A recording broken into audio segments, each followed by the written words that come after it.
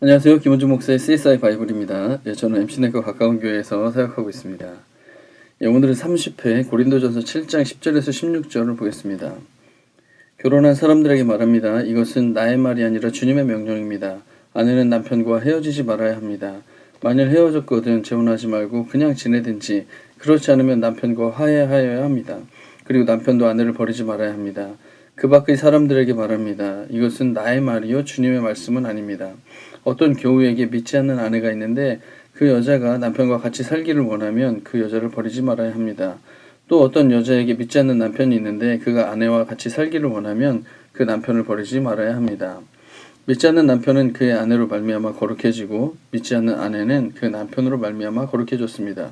그렇지 않으면 그들의 자녀도 깨끗하지 못할 것인데 이제 그들은 거룩합니다. 그러나 믿지 않는 사람 중에서 헤어지려고 하면 헤어져도 됩니다. 믿는 형제나 자매가 이런 일에 얽매일 것이 없습니다. 하나님께서는 여러분을 부르셔서 평화롭게 살게 하셨습니다. 아내된 이여 그대가 혹시나 그대의 남편을 구원하는지 어찌합니까? 남편된 이여 그대가 혹시나 그대의 아내를 구원하는지 어찌합니까? 아멘. 본문 배경을 먼저 봐야겠죠. 본문 배경은 지난주랑 똑같습니다. 고린도 교회에 보내는 편지였고요. 교회 분열 문제, 음행의 문제, 성도들의 문제를 세상 법정에 고소하는 문제, 결혼에 관련된 문제, 우상에 바쳐진 고기, 이게 지난주에 했던 거죠. 오늘은 이제 결혼에 관련된 문제를 한 번 더 다루면서 비슷한 맥락을 한번 보려고 합니다. 7장 전체는 이런 흐름입니다. 1절부터 9절은 부부의 성생활에 대한 지침이고, 그리고 오늘 본문 읽은 것, 결혼과 이혼에 대한 이야기, 그 다음부터는 이제 부르심을 받은 대로 살아라, 할 일 받은 자 또는 자유인, 노예, 그에 합당하게 살아라 이런 얘기를 해주면서 마지막은 또 미혼자에게 주는 지침을 또 내려주고 있습니다. 근데 이야기의 발단은 이렇게 시작이 됩니다. 7장 1절부터 이렇게 시작합니다. 여러분이 적어 보낸 문제를 두고 말하겠습니다. 그러니까 여러분이 적어 보낸 문제가 있다는 거죠, 그렇죠? 그래서 이제 바울이 그거에 대해서 이제 말하겠습니다. 그러면서 남자는 여자를 가까이 하지 않는 것이 좋습니다. 이런 말 딱 들어보면 좀 이상하잖아요. 이게 무슨 말인가? 바울이 왜 이런 말을 했을까? 근데 이걸 좀 자세히 보면요, 이렇습니다. 내가 쓴 것에 대해서 이제 말한다. 그러면서 여기 따옴표가 있어요. 따옴표가 있다는 건 뭐냐면, 즉 남자가 여자와 성관계를 하지 않는 것이 좋다고 주장하는 이 고린도 사람들이 있었다는 거예요. 결혼하고 그랬는데 남자가 여자랑 가까이 지내는 게 안 좋다. 그게 뭐 불결한 일이다. 또는 뭐 성스럽지 못한 행동이다. 막 이렇게 생각하는 사람들이 있었다는 거죠. 그래서 이거를 좀 더 정확하게 이야기하면 이게 바울의 말이 아니고 질문하는 고린도 성도들 중에 일부의 말이었다는 거예요. 그래서 이걸 정확하게 번역하면 이렇습니다. 여러분이 남자는 여자를 가까이 하지 않는 것이 좋습니다 라고 적어 보낸 문제를 두고 이제 말하겠다 이런 얘기입니다. 즉 바울이 남자는 여자를 가까이 하지 않는 게 좋다 이렇게 선언해주는 말이 아니라 그들의 말이었다는 거죠. 이런 이야기로 시작을 해갖고 쭉 가다가 오늘 본문의 이야기까지 오게 됩니다. 이상하게 생각된 점은 이런 것이 있습니다. 보면 결혼한 사람들에게 말합니다. 이것은 나의 말이 아니라 주님의 명령입니다. 그러면서 또 그 밖의 사람들에게 말하는데 이것은 나의 말이고 주님의 말씀은 아닙니다. 이렇게 얘기를 하는 거죠. 여기 주님의 명령이라고 분명히 이야기하고 이거는 주님의 말씀은 아닌데 내 말이다 이렇게 얘기를 하는 거예요. 그러니까 바울의 말이 아닌 주님의 명령이 있는 거고 주님의 명령이 아닌 바울의 말이 있는 거죠. 아니 바울이 이런 편지를 쓰면서 이 다 주님의 명령이라고 명확하게 얘기해 주면 좋은데 그렇지 않는 거죠. 이 결혼이나 이혼 문제가 가뜩이나 되게 복잡한 문제입니다. 그런데 이게 주님의 명령인지 바울의 말인지 이게 서로 달라가지고 이것까지 복잡하게 해결해야 되는 그런 상황이니까 얼마나 이상하게 느껴질 수 있습니까? 더군다나 바울이 뭘 얘기를 하냐면 믿지 않는 사람 중에서 헤어지려고 하면 헤어져도 됩니다. 이렇게 얘기하면서 바울이요 거의 헤어지지 말라는 주님의 명령을 거스르면서 성경에 거의 유일하게 이혼을 허용하는 듯한 말을 바울이 하고 있는 거예요. 그러니 이게 얼마나 혼란이 될 만한 상황이 되겠습니까? 예수님의 명령, 바울의 말 이게 서로 다르면 우리가 이거 어떻게 그걸 해석해야 되겠습니까? 그래서 이걸 어떻게 이해해야 되나 이게 어떻게 보면 오늘 우리가 본문 속에서 이상하게 여기고 그걸 정리해야 되겠다는 생각을 하게 된 겁니다. 우리 지난주 혹시 이걸 보신 분이 있다면 우상에게 바쳐진 고기 문제를 다루면서 성경의 가르침이 yes 아니면 no 이렇게 가르치고 타협 여지가 전혀 없는 그런 것들이 있다면, 반면에 케이스 바이 케이스로 경우에 따라서 분별해야 되는 가르침도 있다고 지난주에 이야기를 한 적이 있습니다. 그 이유는 뭐냐면 다양한 이슈들이 성경에서 직접적으로 거론하지 않고 있기 때문에 그렇습니다. 과학의 발달도 이야기했고 사회의 변화를 이야기하면서 성경에서 2000년 전에 쓰여진 글이 오늘 뭐 AI가 어떻게 되고 무슨 이런 과학적 발전과 발견에 대해서 성경의 가르침을 준다는 게 불가능하기 때문에 생각하고 분별하는 힘이 너무너무 필요하다고 이야기를 했습니다. 이거를 귀찮아하거나 이거를 좀 관심이 없어 하면 그냥 기계적인 신앙에 빠지거나 누군가에 의해서 잘못 휩쓸릴 가능성도 있기 때문에 그렇습니다. 그래서 이 케이스도, 이 결혼과 관련된 케이스도 비슷한 맥락 속에 있다고 이야기합니다. 할 수 있습니다. 그래서 이 문제를 예스냐 노이냐의 방식으로 보면 예수님과 바울 사이에 모순이 생겨가지고 바울이 예수님의 말씀을 따르지 않고 자기 주장을 한 것처럼 보일 수도 있어요. 그런데 케이스 바이 케이스의 방식으로 보면 예수님과 바울이 실제로는 같은 이야기를 하고 있다는 것을 볼 수가 있다는 게 오늘 이야기의 어떻게 보면 핵심입니다. 그걸 한번 같이 볼까 합니다. 고린도의 특정 상황을 한번 보면 이제 이건 예수님이 하신 말씀인데 주님의 명령입니다. 그러면서 아내는 남편과 헤어지지 말아야 된다고 그랬는데 고린도는 어떤 특정 상황이 생겼냐면 어떤 교우에게 믿지 않는 아내가 있는데 어떤 여자에게 믿지 않는 남편이 있는데 이런 상황이 발생이 됐다는 거예요. 이게 예수님의 명령에 해당되지 않는 케이스라고 할 수가 있는 거죠. 예수님은 주로 어디에서 활동하셨죠? 이방인 선교가 직접적으로 시작되기 전, 본격적으로 시작되기 전에 유대인들, 다 하나님을 섬기는, 부부가 다 하나님을 섬기는 유대인 신자들, 이런 사람들 대상으로 예수님은 말씀을 하셨고, 그리고 그들에게 헤어지지 말라는 이야기를 한 거죠. 근데 지금 바울이 상대하는 이 청중은 어떤 청중이 생겼냐면 고린도라는 이방 땅의 복음이 전해지면서 그 다 우상을 섬기던 고린도의 우상을 섬기던 사람들 중에 한 사람, 남편이나 아내가 한 사람만 회심해서 신앙생활을 하게 된 그런 가정들이 막 생기기 시작한 거죠.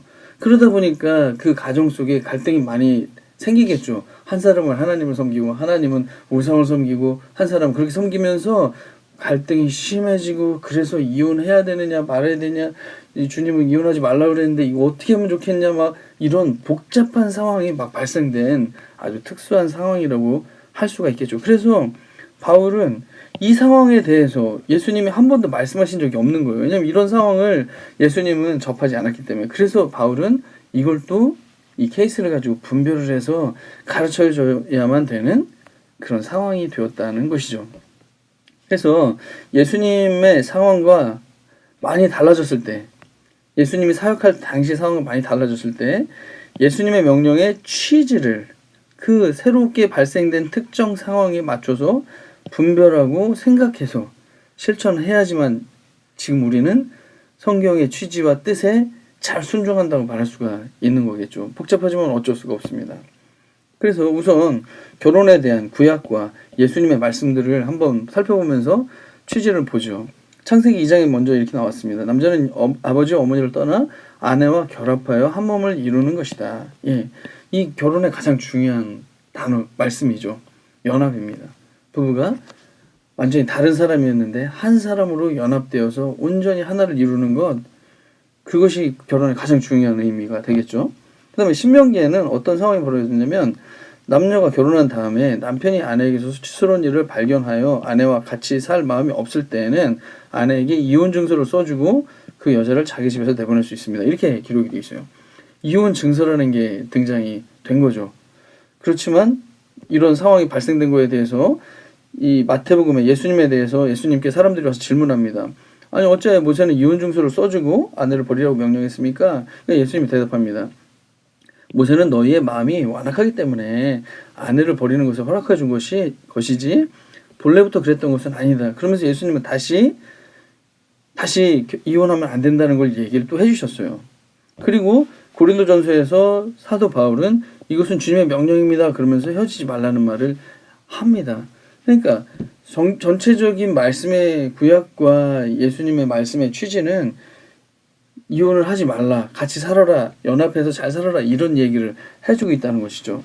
그래서 이혼 불가 입장이 분명합니다. 예수님에게 있어서 취지 자체가 결혼을 잘 유지하기 원하는 기본 정신이 들어있죠. 근데 또 어떤 부분이 있냐면 굉장히 남성들 중심의 기록이라는 거예요. 왜냐면 이혼 증서를 써주고 남편을 버리라 이런 말은 세상에 없습니다. 그냥 아내는 버려도 된다 이런 말이 많이 있지만 여기는 굉장히 남성 중심의 사회였다는 것을 우리 일단 인정하고 지나가야 됩니다. 남성 중심의 사회에서는 너무도 쉽게 여성을 이혼하면서 여성을 어려움에 빠뜨리는 일들이 너무 쉽게 일어났다는 것이죠. 그리고 예수님 또 뭐라고 말하냐면 남편들의 완악함으로 이혼에 해당되는 여러 사유가 있습니다. 뭐 음행을 했다든지 이런 것들이 있지만 그냥 남편들이 완악해서 아내를 버리는 쉬운 이혼이 자꾸자꾸 발생이 됐다는 거죠. 예, 이런 일들은 얼마든지 많이 일어나고 그런 일로 인해서 이 결혼해서 만약에 이혼을 당한 이런 케이스는요. 그 당시에는 경제적으로 너무 극심한 생존의 위기를 겪을 수밖에 없는 굉장한 어려움에 빠뜨리는 일들이 벌어질 수 있는 것입니다. 그래서 이혼 증서라는 것은요. 원래 너무 쉽게 이혼을 하는 이런 상황에서 무분별한 이혼을 막고 그걸 좀 더 제도화하고 많은 증인 앞에서 하면서 이혼을 함부로 하지 못하게 하면서 또 한 가지는 여성의 재혼 가능성을 그 남성 중심의 사회에서 어느 정도 보장을 해주는 그런 기능을 하고 있다는 사실이에요. 그래서 결혼 생활을 잘 유지하는 기본 정신도 있지만 이렇게 버림받음으로 인해서 생존의 위기를 맞이하게 되는 이런 여성의 어려움을 보호하는 취지도 여기에 다 들어있다는 사실이에요. 그래서 단순히 이혼하지 말아라 이런 이야기는 이 두 가지 필요들을 다 담고 있다는 사실을 이야기해 줍니다. 그래서 구약과 예수님의 취지는 너무도 분명하다는 것이죠. 그래서 어떻게 결론 내릴 수 있냐면 결혼을 통해서 한 몸을 이루라는 창조의 취지를 살리는 말씀이고 이혼으로 발생되는 사람의 생존 위기를 막으려는 취지의 성경 말씀이라는 거죠. 그래서 즉 하나님과의 관계, 하나님 사랑, 이웃과의 관계, 이 사람들에 대한 어떤 배려, 사랑 이런 것들이 이 결혼의 문제에도 역시 영향을 미치고 있다는 사실이죠. 그러면 이런 예수님의 취지, 성경의 취지를 바울은 어떻게 분별하고 적용했냐면 이렇게 얘기합니다. 그 밖에 사람들에게 말합니다. 이것은 주님의 말씀은 아니고 나의 말입니다.